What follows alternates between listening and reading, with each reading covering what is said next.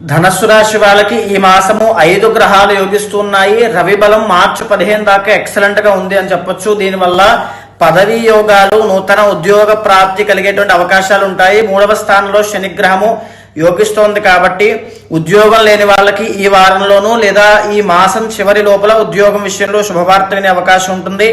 4వ స్థానంలో బుధ, రాహు, శుక్రుడు సంచరిస్తున్నారు. నూతన వస్త్ర వాహన సౌఖ్యం పొందే అవకాశం ఉంటుంది.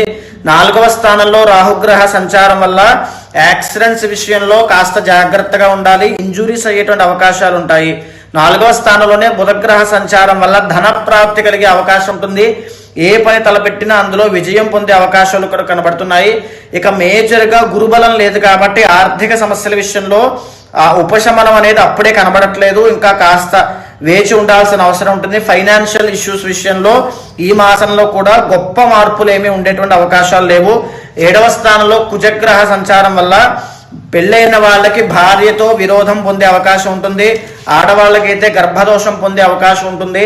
ఈ యొక్క ధనస్సు రాశి వాళ్ళకి ఈ మాసం చివరిలో షష్టగ్రహ కూటమి పడుతోంది కాబట్టి ఎలాంటి ఇబ్బందులు లేకుండా మీ ఇంటర్నల్ జాతకం చూసుకుని, దశ అంతర్దశలు చూసుకుని ఏవైనా దోషాలు ఉంటే తగిన శాంతి పరిహారములు ఆచరించండి.